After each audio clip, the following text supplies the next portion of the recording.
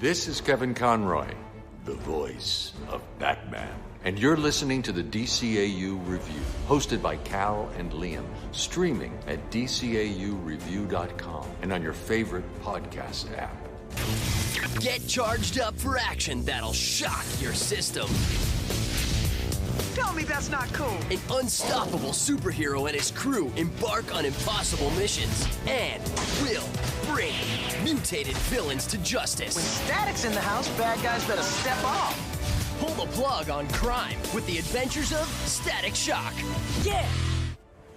Welcome, everybody, to episode 273 of the DCAU Review. I am one of your hosts, Cal, and with me, my good friend, good brother, the man that runs our Twitter/X account. I'm just forever going to call it Twitter account, and I'm just shifting this to the man that runs our social media empire. It's Liam. Liam, as we talked about last week, we are here sitting in a month of Static Shock reviews, and it's sort of you know how they do those backdoor pilots on television, where it's a sneaky way of trying to sell you on something without really telling you. Well, we did like a backdoor theme month here for the month of August, and it all sort of centers around one man who happens to be appearing on our program today.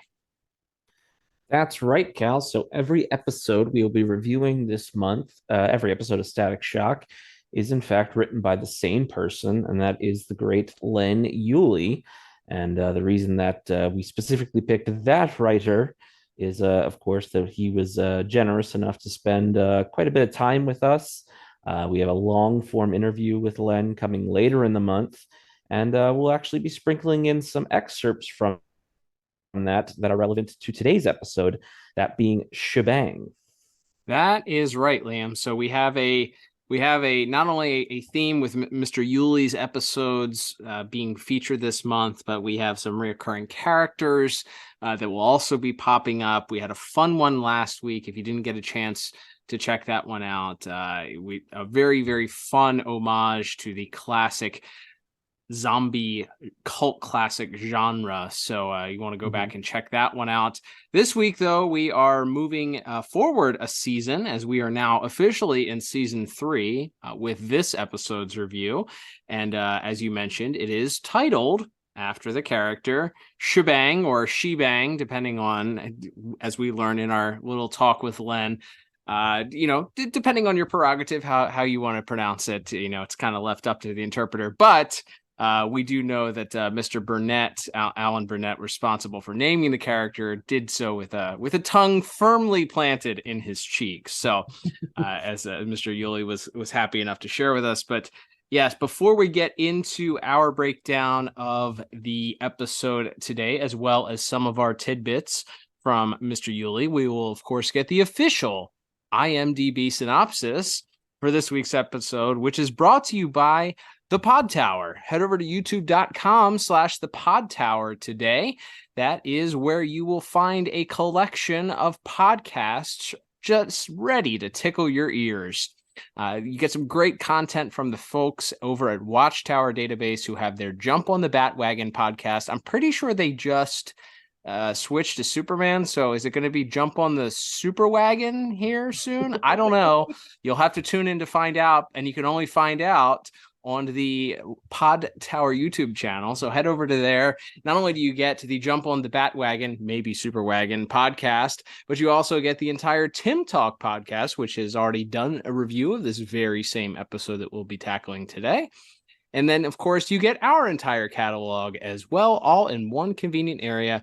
We invite you to head on over today and subscribe at youtube.com/The Pod Tower.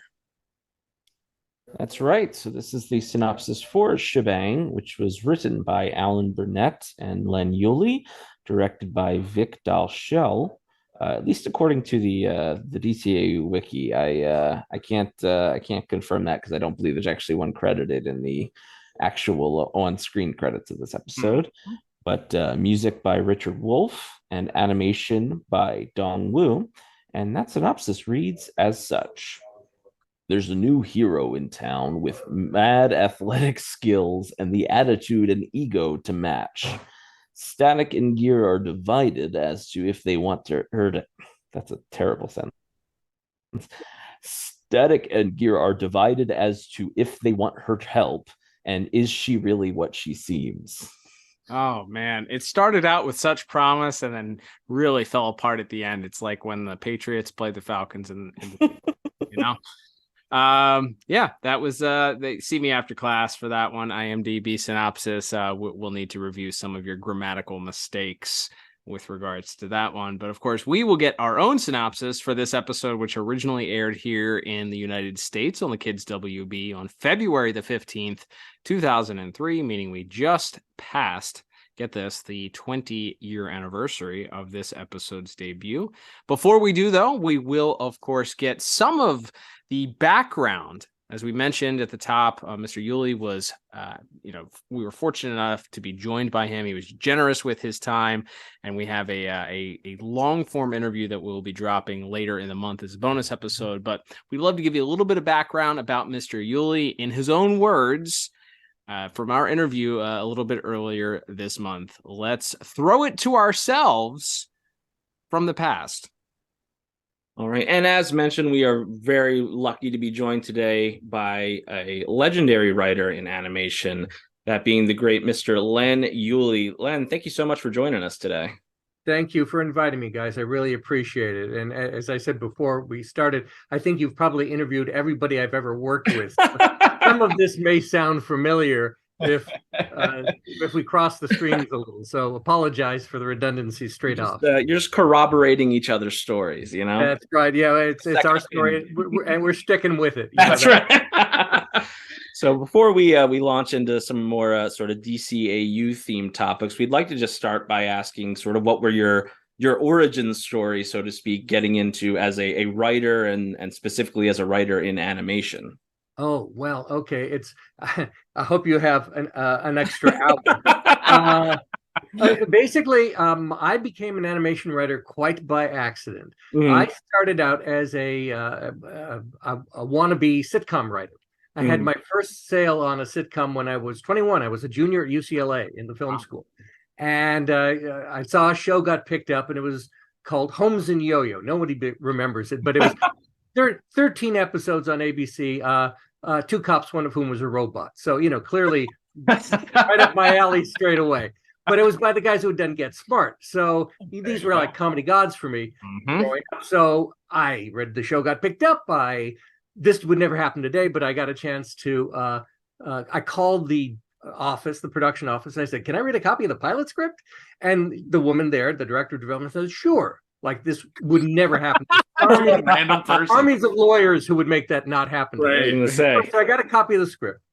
I read it. I said, oh boy. And I wrote a story, not even a script, mind you. And I'd been writing, spec scripts and all that sort of thing. So then I sat on it. Now, I have to say, at this point, I am a commuter. I am living at home. I am taking the bus to UCLA every day. And what are they going to do? They're not going to hire a guy in college with no credit. Sure. So I sat on the story. And my mom said, okay, I tell you what, I'll mail it for you. Okay, Mom. That's going to happen. 2 days later, the story editor calls me on a Friday and says, I'm going to make your weekend. So I said, really? And so what he did was they took, he and his producer partner, they rammed my story together with some other material they already owned from a guy named John Landis. Not sure whatever happened to him, but anyway,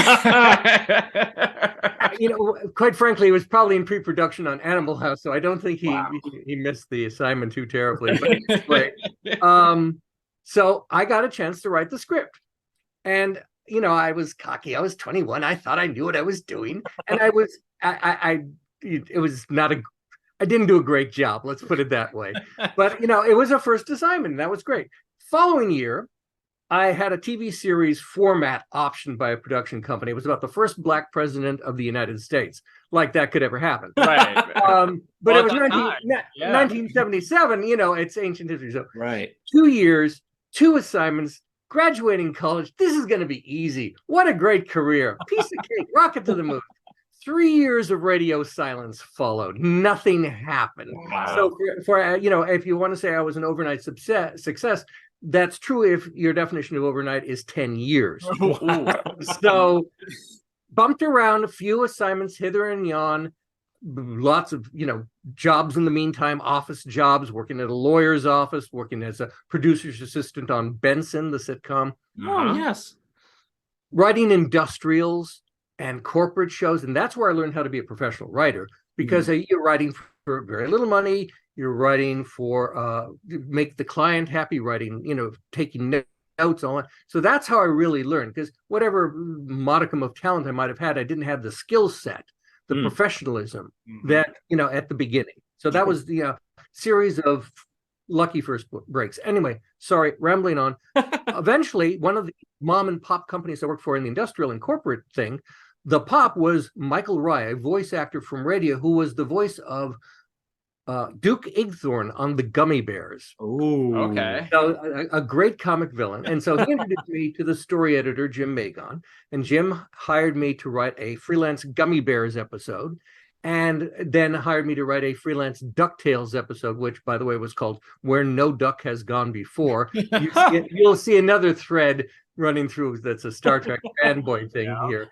Anyway, and then Disney TV Animation was ramping up because they were doing the DuckTales series, and then that was going to be followed by the Disney Afternoon, all those syndicated 65 episode, a 2-hour block of television 5 days a week. Again, unheard of today. But by then it was like, wow. So they were hiring people left and right. And so I got a chance to go on staff there. And just to put a button on the origin story, 2 weeks after I signed my contract at Disney, I heard from 2 story editors I had met on the picket line in 1985 for the Writers Guild, and they asked about my availability for the CBS version of Charles in Charge. Yes, I never got a chance to work for Scott Baio, work with him, because I had already signed this contract, and being the Boy Scout, I wasn't, oh no, I couldn't possibly. And that was the fork in the road, and that's when I became an animation writer. And so 47 years in the Writers Guild, 37 years in writing animation. And, on balance, I guess it worked out. I got a chance to write, 260 some episodes of television. Right. And eventually I'll get it right. In the meantime, I got a chance to work with some wonderful people on a lot of great shows, including some of the shows we're going to talk about today. So and that's my long-winded version of. So how did you get here? I'm still trying to figure it out. Sorry. That's incredible. Wow. That's like so many who's of people that are in Hollywood that you either cross paths with, worked with. I am the Zelig of animation. I have worked with of show business generally. I've worked with, or just alongside, just a glancing blow with big deal people, and I'm just sitting here being the working slob shoveling through into the next assignment. But it's been weird. I could go into stories. Had I grown up in, say, Detroit, I would have gone to work for the Ford Motor Company, right? Yep. Company town. I grew up here in Los Angeles, and even weirder than that, on the wrong side of the tracks in Beverly Hills. After the parents' divorce, we struggled to stay there, but Mom wanted to have us in good schools anyway. Yeah. So I grew up with all of these showbiz kids, the sons and daughters of TV stars and studio heads and things like that. So company town, no other skills. Of course, I'm going to want to be a writer. Of course, yeah. The first episode. The first script I wrote was in 6th grade. It was a Star Trek script. I already had the pointy ears, so I could do that. And so I've been doing I wrote plays, musicals in high school and student films, and like probably most of the people you've talked with, it seemed like the thing that what other choice did I have? Sure. Yeah, absolutely. Anyway, so there you go. That's great. My sad tale. No, whenever the book comes out, we'll be the first one to buy it, because that sounds it'll be a coloring book, but All right. Well, jumping off of that, let's fast forward. The reason why we're having you on the show here, just even though that's an incredibly fascinating story. Spoiler alert: we're a DC animated universe podcast, so we're here about your work about the DC animated universe, and of course, the majority of which came from your work on Static Shock. So, can you tell us a little bit about how did you get started on that project? Fast forward a little bit from where we left off in your origin story to getting assigned to that, and then the work that you did specifically. We're going to talk a little bit about the Shebang episodes today, but yeah, how did you get involved with Static Shock, and in your experience, especially for what that show was at the time, I think culturally what it means even today. Yes. What's it like having worked on that episode or that show, and how did you get there? Well, have to roll back to when I was at Disney for 5.5 years. One of the people I worked with there was Alan Burnett. Never heard of it. Let me explain. Alan is as you well know, he's the undersung hero of the DC animated universe. Yes. He's a tremendously nice fellow and an extraordinarily good writer and a terrific showrunner. But anyway, Alan and I were working on things like Gummy Bears and Tailspin and shows like that together. And then he went back briefly. I think he went back to Hanna-Barbera, but then landed at Warner Brothers. And so he was running the Batman. I never got a chance to write on the Batman animated series, but of course thought it was brilliant. Yeah. But anyway, so eventually when I was no longer at Disney and had done some superhero stuff for Eric Lewald, also with whom I'd worked at Disney, but then became the showrunner on X-Men the animated series. So, and of course I'd read comic books, mostly DC comic books, in fact, when I was a kid. So I knew the lingo there too. Yeah. So anyway, I ended up, Alan was then running, in addition to everything else in the Batman series and the Superman, and all, he was also in charge of the Static Shock after it had been developed, and he'd been playing a key role in that. Anyway, so he was kind enough to hire me to work on that, and so I ended up writing 16 of those on Static Shock. And so I was there as a freelancer, as a story editor, as a freelancer, sort of the arc of the thing, but got a chance to work in all 4 seasons. And it's as you well know, it is a spectacular series. It holds up extremely well.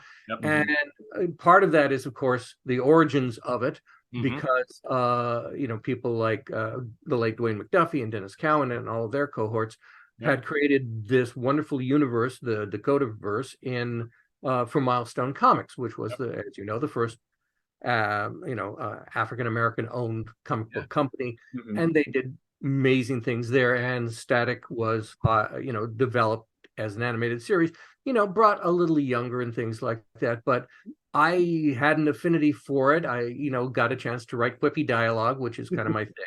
And so Alan was kind enough to bring me in and let me do all sorts of wonderful stuff. And that's also where I met Dwayne McDuffie, for whom I eventually also worked on a couple of iterations of the Ben 10 series over at Cartoon Network. Nice. And we can go on for another hour about what an extraordinary genius, honest to God genius, Dwayne McDuffie was. Anyway, so I digress.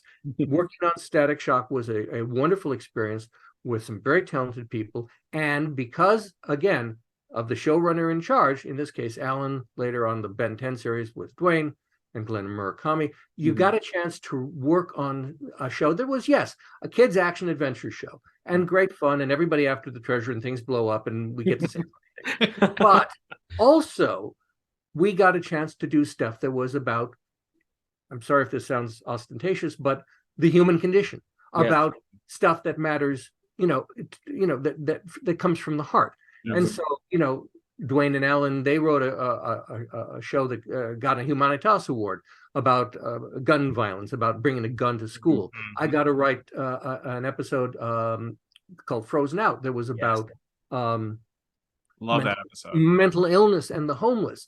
Now, this doesn't sound like kiddie fair, does it? Not at all.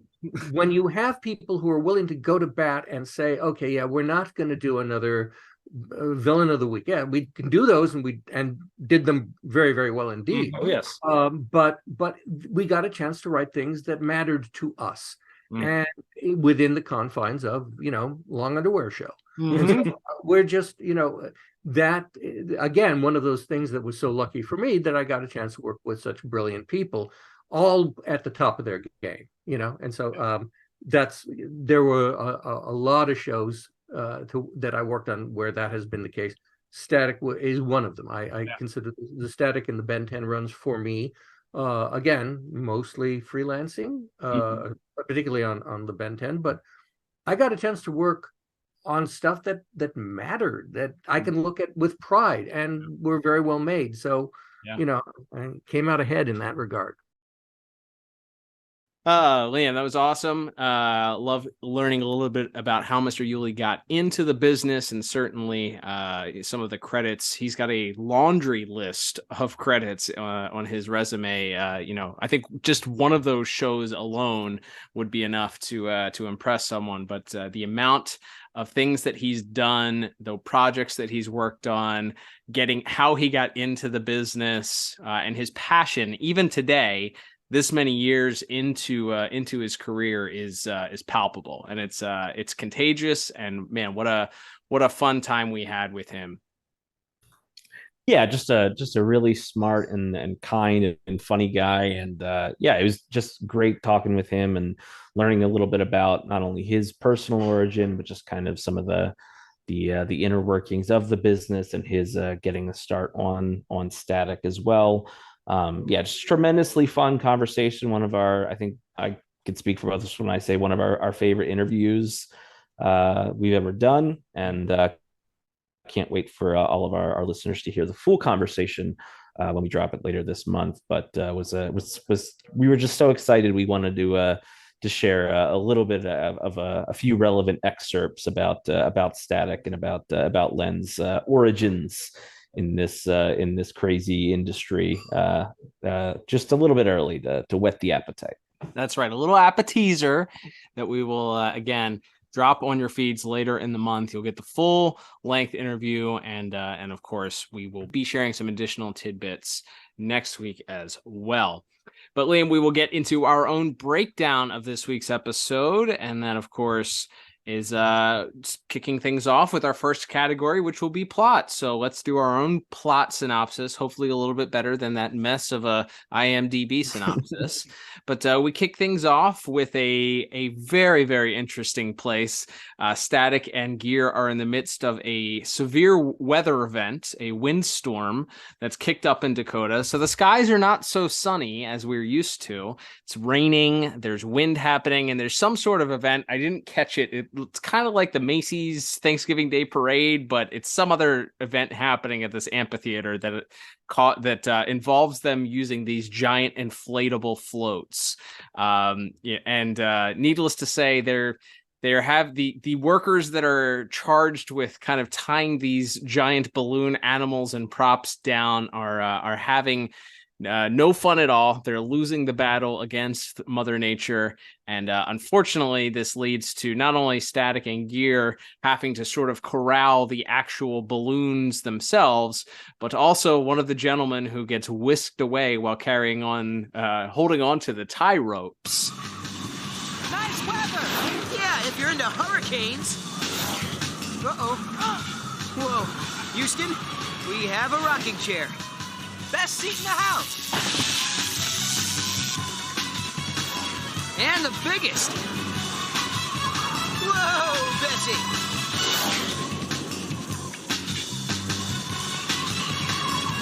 Yeehaw! That's what I call a moo-FO. Ouch. Help me! I'll fry the egg. You rope the... Would you stop already? Though I do admit it was kind of funny.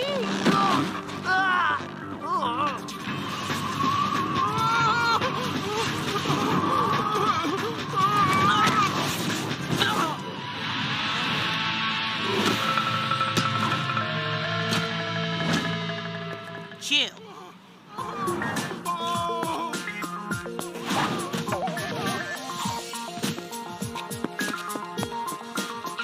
And this, as Static and Richie are in hot pursuit, unfortunately, Static is unable to assist them, as he sort of gets handled by Mother Nature himself and blown out of the way and gets knocked by one of the balloons.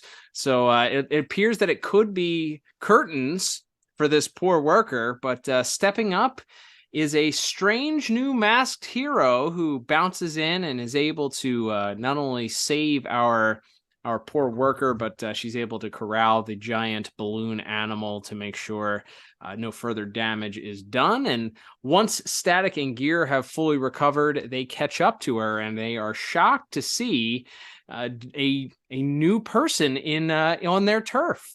Static is sort of immediately showing signs of jealousy, and he, as he's wont to do, we know that he's a bit territorial. We've learned that in the past episodes when Richie got his superpowers, that he's not exactly open to sharing the acclaim of the Dakota people. So he's immediately suspect, not necessarily welcoming of this new person, but she doesn't really seem to mind, as she sort of relishes in the fact that she was able to outdo Static and save the day. So we cut now to back to school, and Static, by the way, Gear immediately wants to add her to their team, and Static is having no parts of it. A very funny interaction between the two of them. And that's when we cut back to the school. And wouldn't you know it, we have a new person that's arrived at school. It is a Shanice Vale who has arrived, and she's introduced by Daisy and Frida. Mystery Metagirl saves city workers. Can you believe it? We hardly got a mention. At least she's on our side. And who knows? Maybe she could join the team. I hope you're talking about some basketball team. I didn't think she was that bad. The way she showed up on our turf, thinking she's so hot and all. Look, man, I know trouble when I see it. Well, that beats me. I can only smell trouble when it's brewing. Except when I have a cold. Hi, guys. Hey, Daisy. Hey, Frida. This is Shanice Vale. She just transferred in. Our condolences. Hey, Shanice. Hello. We're all in the same PE class. In fact, we were talking at the soccer tryouts when your names came up. Oh, okay. You've twisted my arm. I will coach girls soccer. And I'll hand out the towels. Thanks, but no. We were talking about bowling. We want a rematch between the boys and the girls.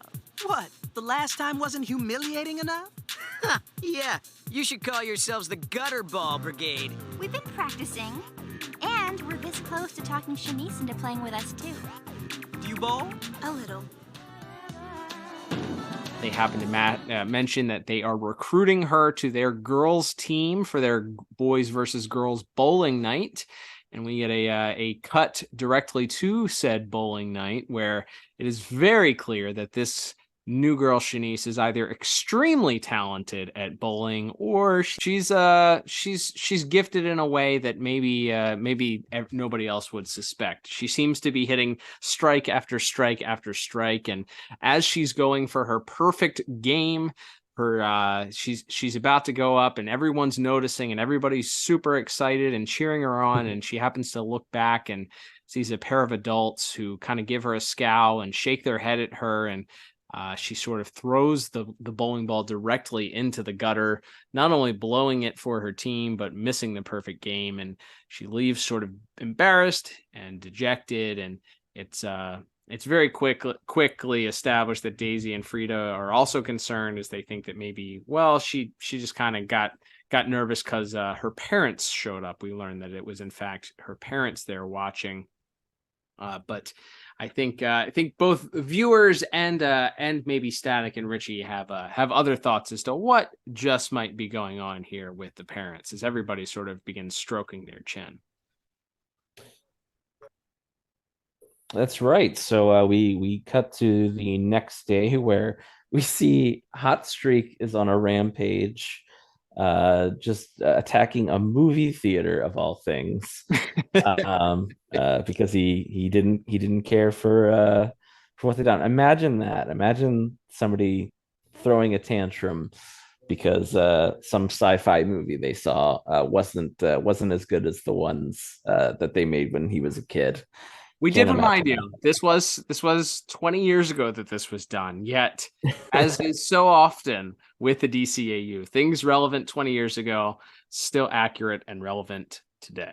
That's right. It's not just The Simpsons that gets credit being so prescient. But yes, there's another battle ensues there with Static and Gear being a bit overmatched before Shebang arrives and helps defeat him. And of course, right as they're talking, some reporters arrive on the scene and try to address Static, Gear, and their new partner. And Shebang quickly gets out of there when she sees that there are cameras present. And then we cut back to her house there, where we kind of begin to understand what's going on, as Shanice's parents are sort of reading her the riot act, telling her that she can't be going out as the superhero Shebang, and she's arguing that she's not, being this sort of mousy, quiet girl isn't who she is, and she needs to go out and express herself and be herself in the real world. But her parents kind of keep telling her that it's so dangerous. So it was you. Shanice, you can't do this. You can't be a superhero. Why not? You know perfectly well why not. Because they'll find out. They won't. This whole city is filled with superpowered teens. It's the perfect place for me. No. They'll know your abilities. They'll see right through this Halloween costume. And then they'll find us. Then let them. I don't care. I can't hide anymore. I can't go on pretending to be some quiet little wallflower nobody notices. I wasn't made for that. Shanice! Come back, please!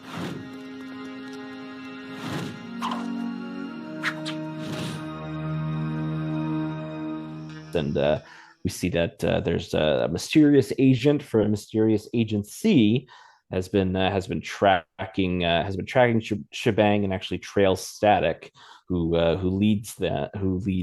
Static accidentally leads them to Shebang's house, and they break into her parents' house, and using some nefarious knockout gas are able to kidnap Shanice and take her away, and that sort of sets up our final act. That's right. Yeah, we get Static and Richie headed over to Shanice's house, as Static has this heart-to-heart with her, where she reveals that she's not a bang baby and that she's retiring, as you mentioned, from the Shebang, from the whole Shebang persona. This leads Static and Richie to her house to have a conversation with her parents, to find out just exactly who she is. And that's where we learn that Shanice is in fact telling the truth. She's not a bang baby, as Static and Richie both assume that she was. She is in fact a lab experiment, and she was created in a lab by her parents, who were both scientists. We built every chromosome from scratch. She was designed to have incredible strength and agility. Well, you got that part right. Naturally, the company had plans for Shanice. They wanted to clone her, make more. She was a walking blueprint worth billions to them. There was just one problem. We fell in love with her. She wasn't a lab specimen to us. She was our baby. So we took her and went into hiding. We've been running ever since. Why didn't you go to the police?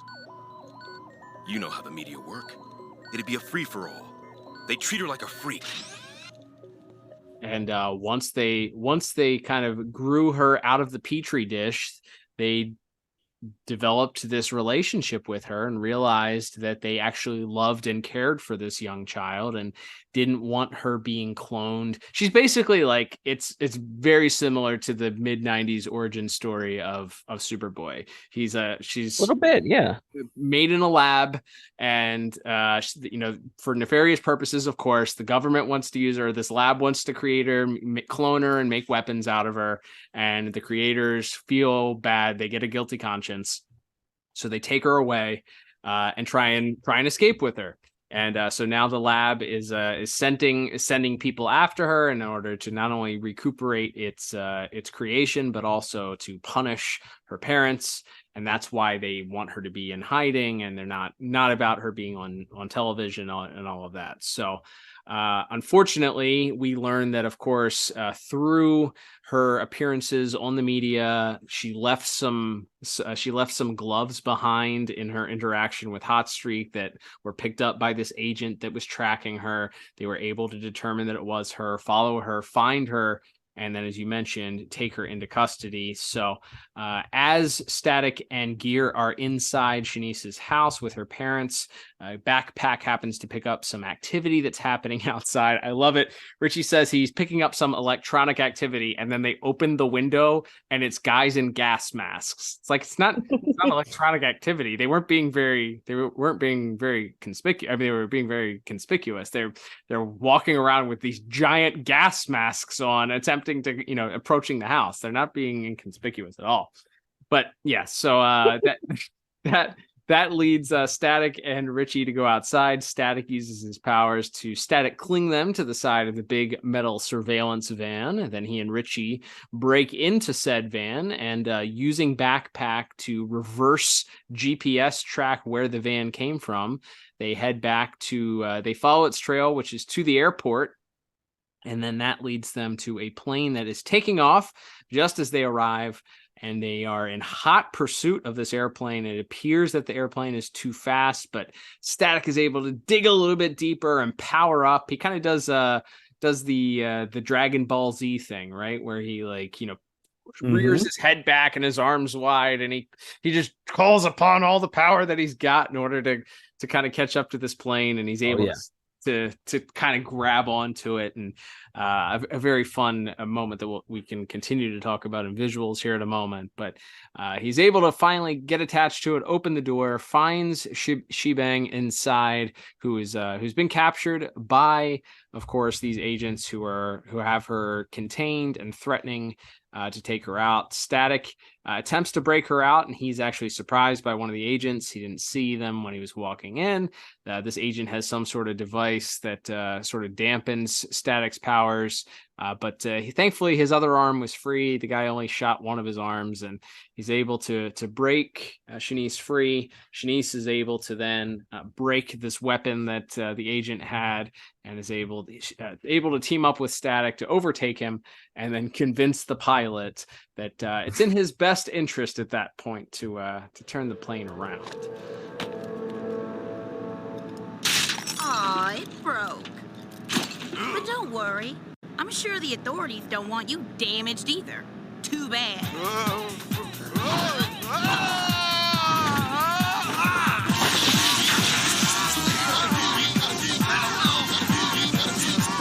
Let's turn this thing around.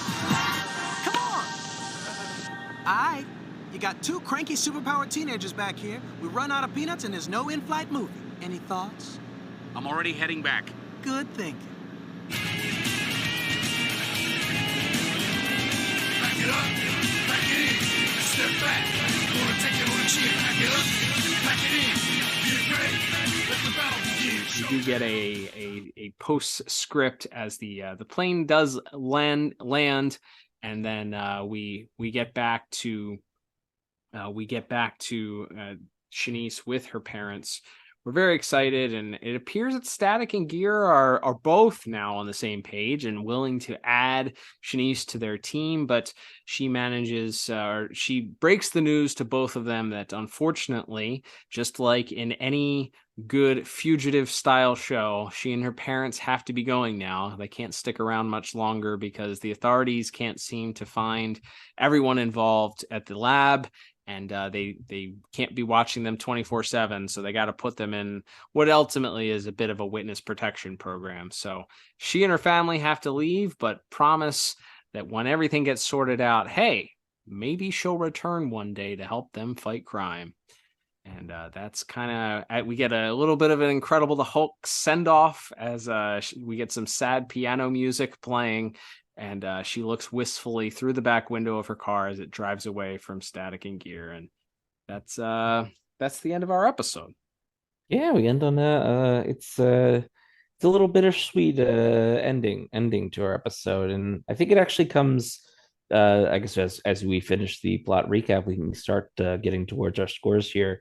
I really enjoy this episode, and I think one of the reasons I do is because it's set up in a very like classic static way, which it feels like we're going for like a sitcom type trope of like, battle of the sexes, girls versus boys. Like it starts out with, Shebang upstaging gear and Static when they're, trying to protect everybody during the hurricane, and the parade floats are out of control. And then they go to the next day in school where Shanice and Frida and Daisy are all excited because they're beating the boys in bowling and all that. And it feels like we're going one way, and then we just take this dramatic sharp turn, and it becomes this like sci-fi espionage story about like clones and government agencies and all of this. It's a really fun left turn that this episode takes, and it takes it in, I think, kind of some pretty exciting and dramatic ways. Yeah, I would agree with you. Yeah, it does very much feel like some of the same old. And again, this is season 3 of the show, so the sort of bang baby of the week, so to speak, has kind of been played out here. We're several seasons into it, so the fact that they start out that way and lead you to believe like, all right, here we go, it's a rival for Static, he's not going to get along with her, and then we learn that she's a bang baby, and then maybe they butt heads a little bit, and then she has to save the day at the end of it, and it doesn't go that way. They throw some curveballs in there, and we get, she's not actually a bang baby, she's the result of an experiment. Okay, that's very different. And she doesn't, while she does save Static's bacon twice, ultimately the hero and heroes of our show end up saving the day at the end, having to kind of save her bacon. So yeah, I think that it's predictably, or it's unpredictably predictable, I would say, how I would describe this episode. Like, you're expecting it to follow a certain formula, but it's not. If you more than likely you've guessed the wrong formula to follow. It follows 2 different other formulas mixed together. So I like that. I like that it kind of subverted my expectations and kind of threw those curves in there at times. I think that the character of Shanice is very interesting also, because they went, and we'll talk about it a little bit in our voice acting here in a little bit, but they went out of their way to very strongly differentiate Shanice versus Shebang. They're very different characters dynamically. Like her personality is extremely different, and she talks about having to kind of to play that up, to be that way. And that's where that fight with her parents comes into play, where she's like, I was made for something more. Like, I was given these, she was literally made, but she was given the abilities to do something greater than to just hide under a rock. And like, that's extremely relatable. Absolutely. And it can be a bit of a trope that cartoons and kid shows rely on sometimes. But I think that just the way that you really feel like she's being smothered when she's Shanice. Like this, she doesn't feel like this character that's quiet and bashful and doesn't want the attention and all of that. You can see her, especially when she puts on this costume. It's like, man, that's who she is. She feels this. This is what she's made for. She's made to do this. So I love how they wrote the character to be that different dynamically between her alter ego and her her personality as in her everyday life. So yeah, I really enjoyed this episode. I like that it sets things up for her to come back. Spoiler alert, she comes back. And I like that we have the butting heads. Static, you're continuing that thread of Static being a little bit jealous and not really wanting to share in the glory, and that being like a character flaw that he has, especially because clearly this is somebody that's helping him, that helped save multiple people that Static wouldn't have saved or couldn't have saved. So I like that too, because you also show some of the flaws of your main character too, and it's important that your main characters have some flaws. I think that does matter. So yeah, all that to say, I enjoyed the episode. It's a fun 22 minutes. There's not a lot of straight up action that occurs. I will say that it's heavy on the dialogue. It's heavy on the actual story that's happening. You do get the opening scene right off the bat that has some intrigue and some interest with the giant floats and everything, blowing away, and the air, the giant air balloons creating havoc. And then you have the culmination of the episode is extremely exciting. Anytime you put something on an airplane, I think that automatically amps up the stakes at that point. So it's certainly exciting at the end there. But the fact that they're able to team up and work together also at the end, you finally see Static embracing the fact that he can work with somebody. He doesn't have to worry about sharing or care about sharing in the glory. So all those reasons, I ended up giving Plot a very strong 8 out of 10. What about you, Liam? Yeah, I actually gave it the exact same score of 8 out of 10. Like I said, I just thought this was really solid.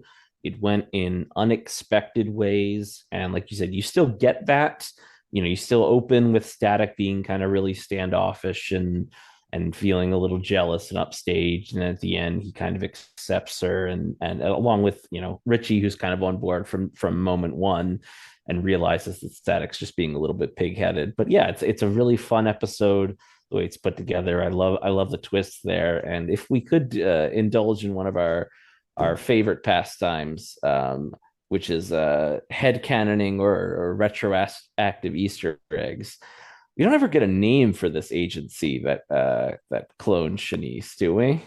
I would say in my headcanon / retroactive Easter eggs, this has to be a Cadmus project, right? Right, like at least a subgroup, like the Volcano one, like they maybe it wasn't called Cadmus, but it's like a subsidiary, a shell company of some kind. Absolutely. And until I'm told otherwise, that's where my head was going. I like that. Maybe we can get a follow-up from Mr. Uhley this week to see if he would co-sign on that as some canon, since he wrote this story. But yeah, it's a fun episode all the way around. Very, very entertaining.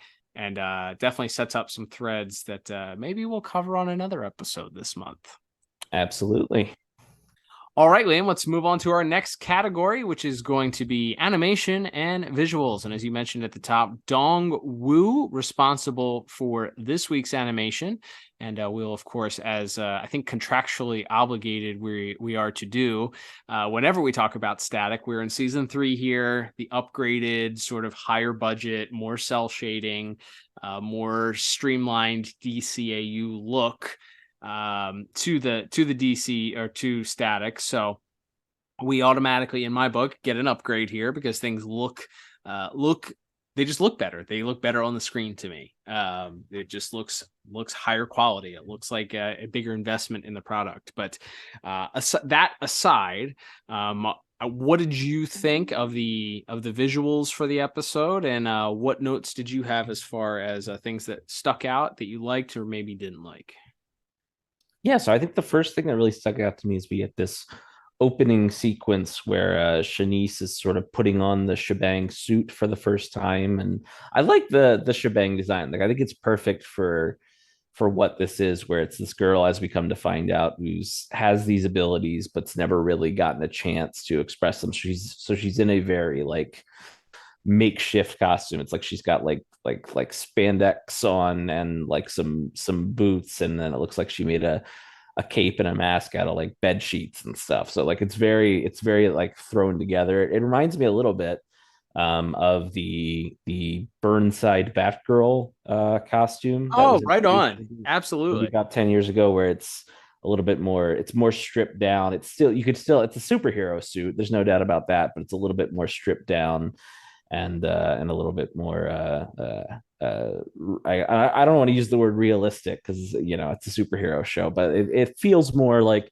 this is something a kid with no real resources could cobble together in her bedroom. So I like the look of Shebang overall. And then that opening sequence where it's just her kind of showing off her abilities, where she's just running and jumping over rooftops and swinging on telephone poles and flag poles and just swinging all kind of jumping all over the city, and then kind of stopping right as she gets to the edge of the building and looking out and kind of seeing this this concert venue wherever in the distance where this hurricane's beginning to kick up, and the parade floats are getting out of control, and then Static and Gear kind of flying in. But yeah, I think that opening sequence is really what is probably the biggest one to me that stood out as far as just showing off what Shanice can do, and then her first interactions with Static and Gear. Yeah, I mean, a classic comic book trope that still works to this day. You have regular sized human beings interacting with these giant oversized objects, giant chairs and giant cows and a giant Humpty Dumpty balloon. Like, it works. It's interesting. It's visually, it's eye catching, all of that works. And you have these heroes with superpowers interacting with them. What a fun setting, not only for us as adults, but any kid that tunes in to watch that is going to immediately be just absolutely blown away by the idea of superheroes interacting with giant, floating balloons that look like real life inanimate objects or animate objects. So yeah, I think kicking things off, kind of giving you the overall who this person is and her power set. I really, really liked that as well. I thought that was certainly a good way to kick things off. I wholeheartedly agree with you. If she comes out wearing like a full costume that looks like, a Bryan Singer X-Men costume, where she's got like the leather, or any other superhero movie from the last, I don't know what, 30 years or whatever it's been, where it's, that fake leather cosplay look, yeah, then that wouldn't be very believable, because she's supposed to be a teenager that is doing this on her own without any help from anybody. So of course she's going to use materials that are available and create this this sort of garish red and purple combination of colors. So yeah, I agree with you. It does work very well for the character. I like her design. And again, I think in order to communicate the character difference between when she's Shebang versus when she's Shanice, Shebang carries herself in such a way, and the way that she moves, and the way that she's talks and interacts with Static and Richie, or Static and Gear. Once she kind of handles Hot Streak, like, she's extremely confident in the powers that she has, the way that she walks, talks, interacts. All of that is communicated through that visual medium of, this is somebody who knows the power that they have, believes in themselves, and are experiencing life to the fullest when they get to kind of use these skills, right? And then when she's kind of bogged down and put under a basket, so to speak, she's hunched over. She can't really make eye contact. She's got this closed off, shy appearance that she kind of is communicated with how they made her move and walk and talk in that way too. So something else, just little, that was done to continue to communicate that idea of her being stifled in this alter ego. Just cool attention to detail with that. I thought it was very funny that in her interaction with Hot Streak, she mentions him needing a belt for his pants because his pants are sagging too much, and then he ends up being undone by her throwing him by his pants, essentially. Like, she launches him out of his pants into the fountain. I thought that was an amusing little bit there. What kid isn't gonna laugh at the bad guy getting stripped down to his boxer shorts? The only thing that was missing was like little hearts. But yes, that's the only thing missing. But it's a great joke. Literally hoisted by his own belt straps in this case. Yeah, I enjoyed that. I liked I liked Static's use of his static cling against the agents once they're inside the Vale's household. I thought Backpack got a couple of cool visualizations of it. Not only when it enters that surveillance van and you see it walking around and then plugging into the system, and then you kind of get the reverse GPS tracking used for that. But right before that, as it kind of Backpack picks up on the surveillance van being outside, it projects onto Richie's face, and you kind of get the flipped, reversed view of it, kind of like an Iron Man in a Marvel movie type display. on it, and it's it's perfectly clear what's happening. There's a screen that pops up and it's moving. I thought that visualization was fun too. I really liked the final scene. Also, I mentioned the brief homage maybe to like a classic Eastern animation superhero power up where Static really has to dig deep into his power grid, so to speak, in order to power up enough to catch up to the airplane in that final sequence. And then he and Shebang get to do a tag team maneuver to our buzz cut agent where they both tag team him. She throws him up against this netting in the back of the airplane, and Static shoots him with his electricity. And I thought that was kind of cool, really sealing the deal that these two are working together, and they're ready to work together as a fine oiled machine. So yeah, for all those reasons, I really enjoyed the episode. I think some of the little things that they did made up for the fact that there wasn't a lot of long action beats to the episode. That it really relied more on the storytelling, as I said at the beginning, and some of the more subtle things they did. But still, I think that they told a great story, and I ended up giving visuals and animation another 8 out of 10. What about you? Yeah, actually, I went just 1 point higher. I went 9 out of 10 for mine. I just think that opening sequence is so fun, and I think the actual animation, like I said, on the parkour sequence for Shebang is so strong, and then the great hashtag Kate movement in that sequence as well, and then I like the hot streak sequence is fun, and then that final bit, really love the bit of Static kind of powering up, and just the way they kind of visualize it, like whereas the power kind of all generates from his hands, and then he kind of starts with his hands up, and then the energy starts shooting out, and he kind of throws his hands down to his side, and you can kind of follow the electricity going from his hands down his body, and then down to the bottom of his saucer, and firing out like exhaust, from a rocket or something as he's speeding up towards the plane. I think the way they visualize his increase in power for his little speed boost there is so cool. And the final little fight there on the plane is great, where Static gets captured by like the taser cuff, and then is able to just kind of fire off one last blast to free Shebang. I think is great as well. So yeah, just a lot of really fun visual tricks in this episode, even as you said, despite it being a more narrative driven episode than an action based one. I will say I failed to mention also the sequence that occurs right before Shebang gets captured by the agents on the rooftop.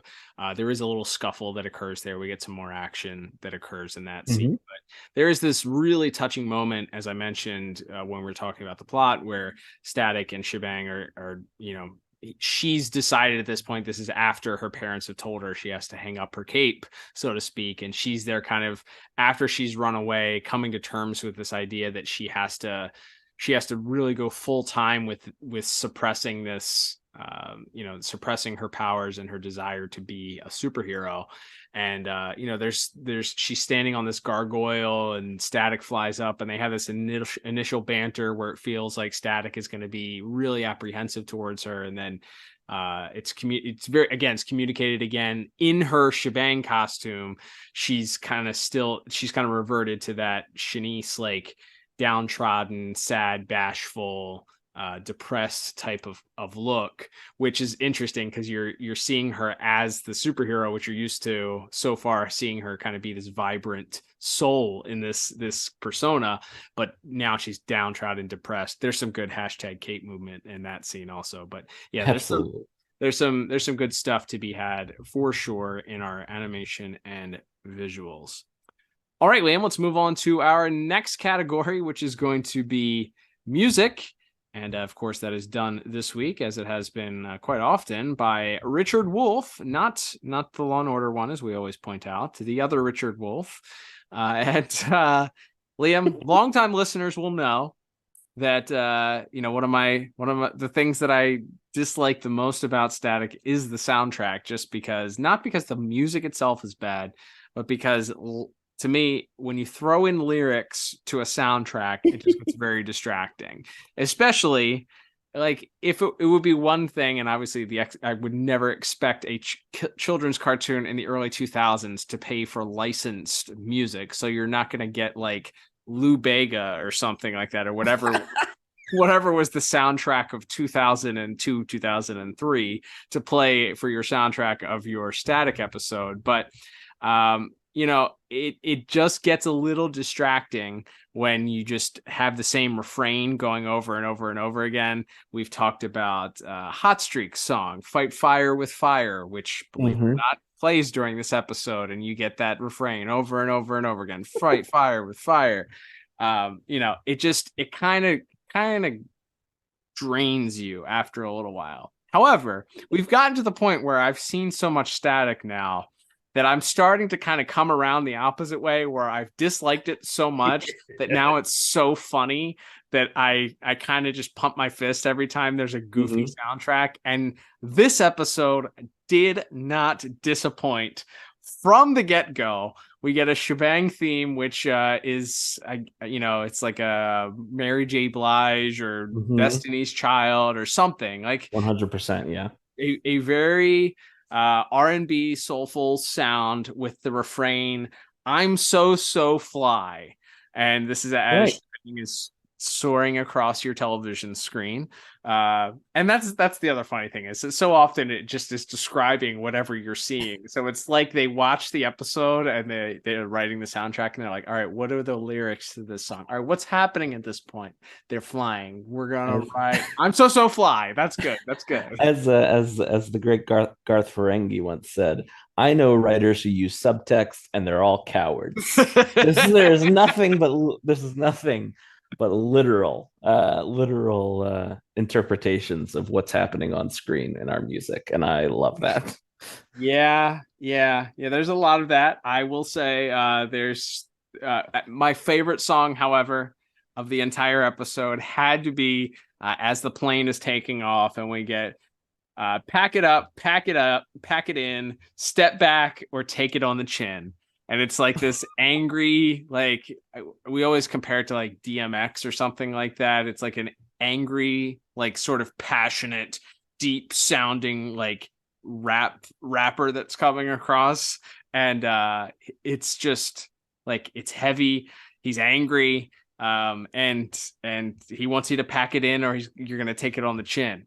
And I mean, I laughed. I couldn't help but laugh because it is so wildly distracting for everything that's going on the screen. Because at that point, I don't know what, like, are you packing it up because you're getting on an airplane? Is that the subtext, the overt text that we're going with here? Pack it up, pack it in, step back, or take it on the chin. Like, whose theme is this? Is this the lab agent's theme? I don't know.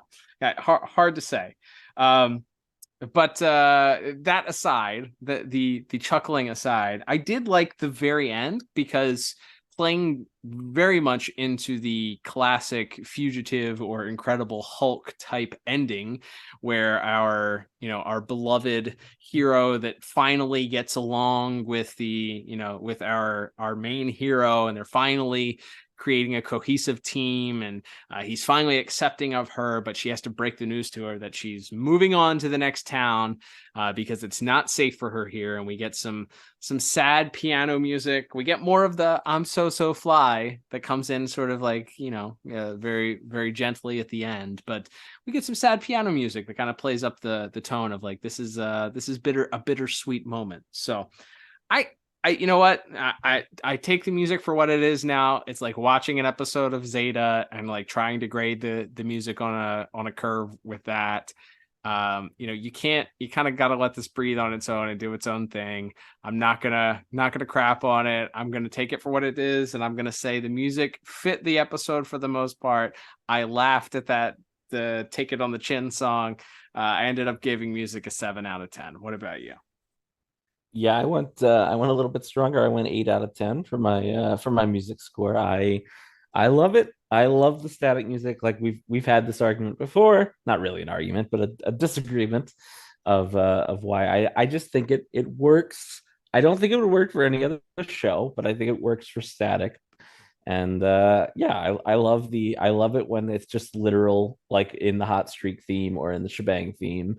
And I also love when it's just kind of like, well, this sounds good here. Like, it's like, well, we just need like something that's kind of like building some menace to our soundtrack, like in the airplane sequence there. And then we'll mention there as when I think they do a great job of incorporating the static theme. It was the season 2 theme song, but that's still used as his theme for the rest of the series when he's like I said, when he's kind of taken down by the one guard on once he gets onto the plane, and then is able to just free Shebang, and then Static and Shanice work together to take down the guard. They bring in the Static theme pretty well there as well. So I always enjoy when they work in the hero theme like that as well. So adored the music this week, as I usually do.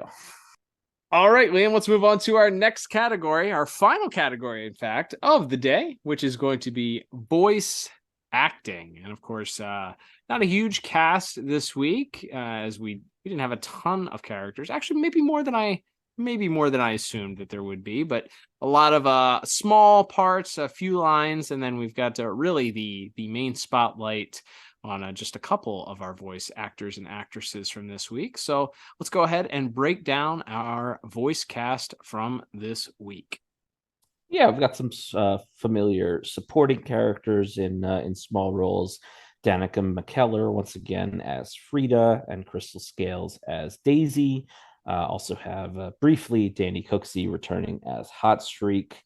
All good in their little minor roles. Playing Shanice's parents, we have Pamela Tyson playing her mom, Dolores, and playing her dad is someone you probably would recognize, that being Phil Morris, probably most famous to DCAU fans as the voice of Vandal Savage.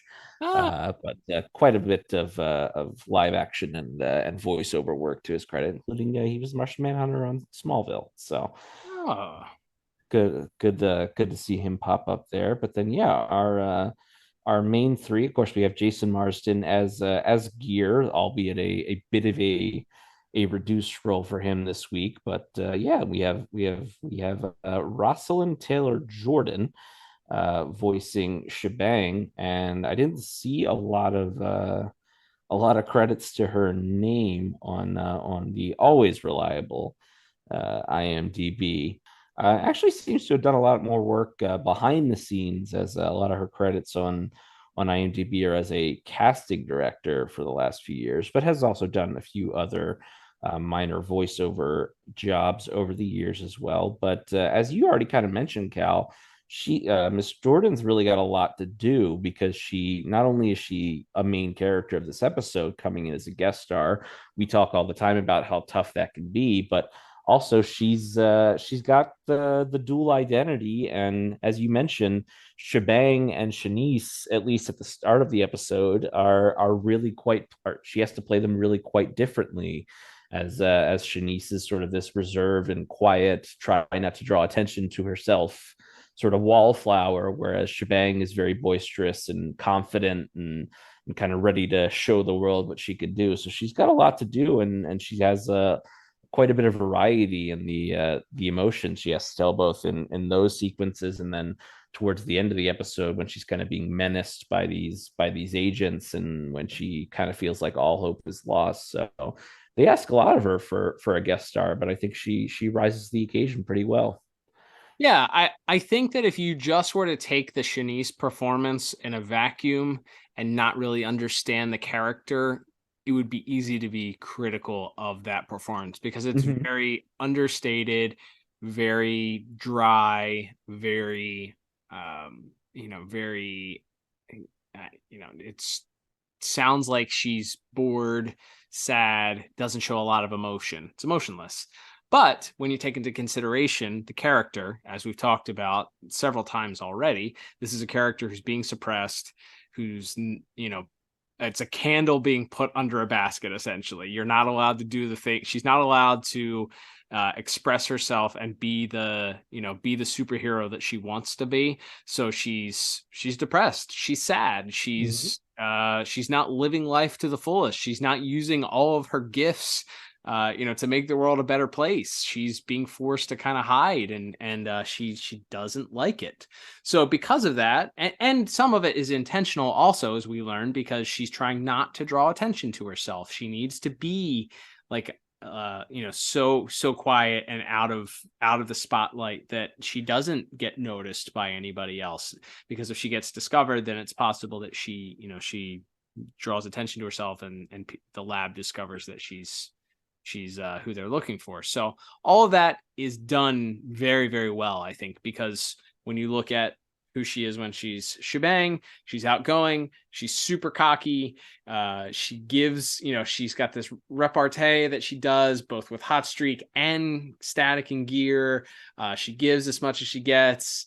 So yeah, I think that's, her performance is exactly what was needed for this character when you look at it as a whole. She perfectly communicates the dichotomy of her two sides, her who she is when she's a superhero, enjoying life, enjoying being able to use her powers, enjoying being able to help people, versus this, no, you got to be a regular teen, but even more so, not even just a regular teen, you got to be like a hidden, quiet, docile, out of the way teen that doesn't really even draw attention and isn't really the focal point of attention. So yeah, I think her performance does really well at communicating that. I thought it was excellent, especially for somebody who, as you mentioned, doesn't have a lot on resume as far as actual voice acting. Man, like, way to go. Like, you had your one shot and you hit a grand slam. Like, way to go. Absolutely. Yeah. Like I said, a lot asked of her, especially, someone that isn't quite as seasoned as some of our other regulars that we talk about every week on this show. And yeah, a lot was asked of her, and I think she did a great job with it. And of course, rounding out our cast is the great Phil LaMarr as Static, who he also has a lot to do in this episode, because our villains are like these two nameless, faceless agents. Like, wait a minute, you're not going to talk about Charlie Rocket, aka Crew Cut, aka the guy that voiced Rob, the mutant from the Dark Knight Returns bit from Legends of the Dark Knight episode? Come on, he's well, may Mr. Rocket rest in peace. Yes, unfortunately no longer with us. Also had some on-screen roles and things like Dumb and Dumber and Dances with Wolves, to your point. So certainly a name worth mentioning, if for no other reason than his name is Charlie Rocket. How can you not? But his character's name is literally Crew Cut. Yes. Yes, Crew Cut and Pilot are our two bad guys in this episode. But yes, Phil LaMarr as Static in this episode gets a lot to do, because like we said, we kind of set it up like he's kind of almost the bad guy for the first half of this episode, because he's being so kind of stubborn and kind of refusing to admit that Shebang knows what she's doing, and is kind of all standoffish and territorial with her. And then he has to kind of shift gears and become a bit more of a more sensitive and more understanding when he and Gear are talking with Shanice's parents after she's been taken. And then when he kind of rises up and saves the day at the end, he's like I said, it's definitely Shebang's episode first and foremost, but unsurprisingly, perhaps Phil LaMarr in maybe more of a supporting role this week, but still bringing it through no surprise to us. Yep, I think he does exactly what was asked of him, and even a little more, as you mentioned, having to balance that idea of some professional jealousy in the way that this new person coming in, showing him up, taking credit for doing handling some bad guys, doing it with ease, impressing the media, impressing Richie. So there's some jealousy that's happening there. And then you get the conversations between him and Jason Marsden's Richie that, of course, are always great. Their repartee between the two of them. And then, as you mentioned, some of the gentler, more quiet moments that he gets with Miss Taylor Jordan's Shebang. So yeah, I think it's unsurprisingly a really good effort from Mr. LaMarr, and especially in an episode where he was asked to sort of much like Static take the back seat a little bit. It did not show up in his performance as any professional jealousy from Mr. LaMarr. So unsurprisingly, of course, consummate professional. Absolutely. So for all those reasons, like I said, a really strong performance from our guest actor and from some of our regulars as well. I ended up giving voice acting another very strong 8 out of 10.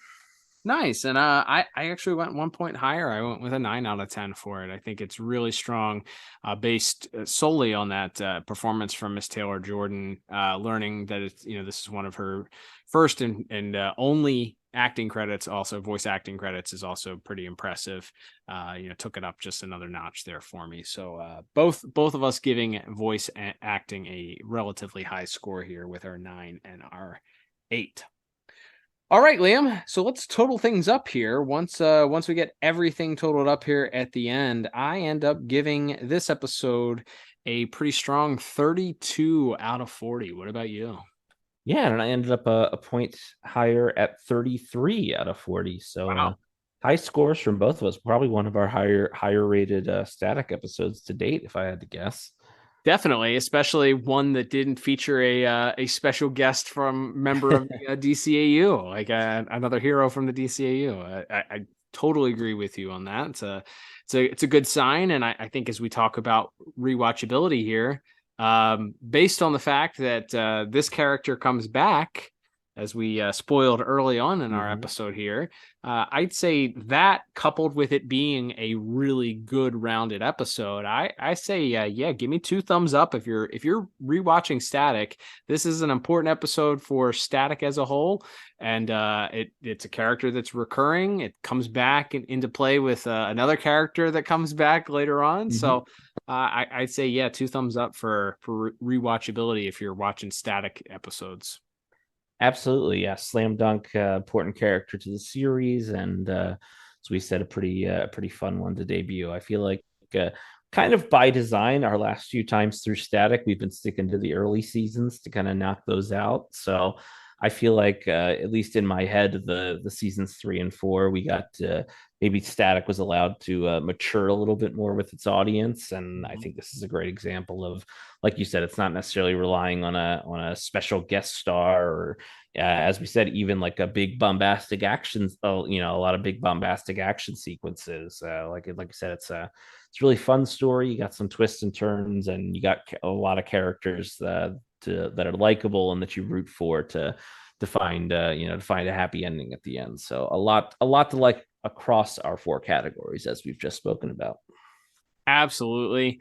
And that will begin to wrap us up for this week's episode. Thank you, everybody, for tuning in. A very special thanks to Mr. Len Uhley, who lent his time to us. Don't forget, we will be including more excerpts from our full-length interview with next week's episode, and then we will be dropping the entire conversation with Mr. Uhley by the end of the month as a bonus episode right here on the same feed that you listen to this podcast and on the Pod Tower YouTube channel. So be sure to check that out. While you're anticipating that episode from dropping, we encourage you to go ahead and subscribe to us, whether it is at the Pod Tower YouTube channel or on your favorite podcast app like Apple Podcasts, Spotify, or Google Podcasts.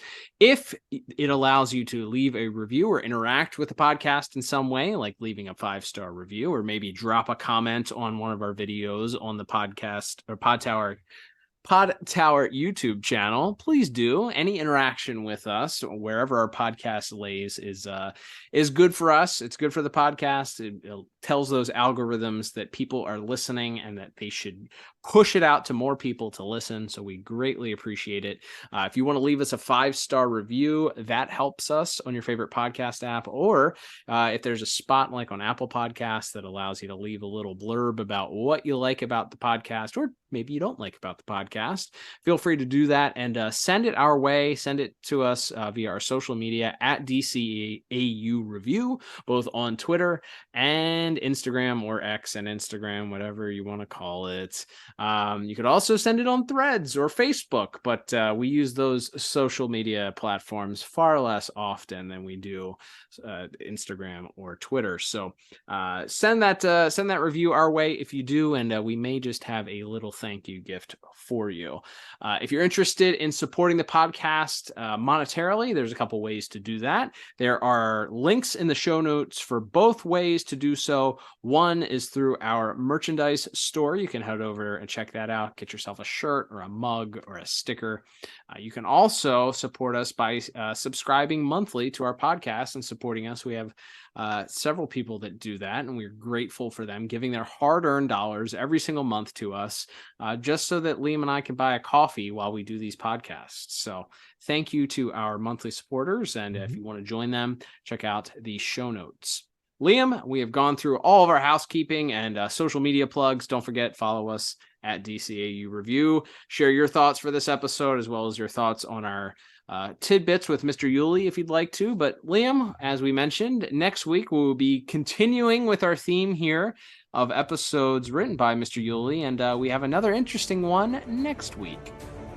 That's right. And speaking of Shebang, you already teased it a couple of times. This was not her last appearance in the series, and we will be picking things up next week with her second appearance in the series, that being in the episode Parent Trap. No twins or Lindsay Lohan to be found here, but a pretty fun episode featuring a really strong Ron Perlman voice performance, unsurprisingly. So lots to get into with that episode next week. Can't wait. And as promised, a few more tidbits for Mr. Uhley. You will not want to miss it. But until then, I'm Cal. And I'm Liam. And we will talk to you on the next episode of the DCAU Review. Bye-bye.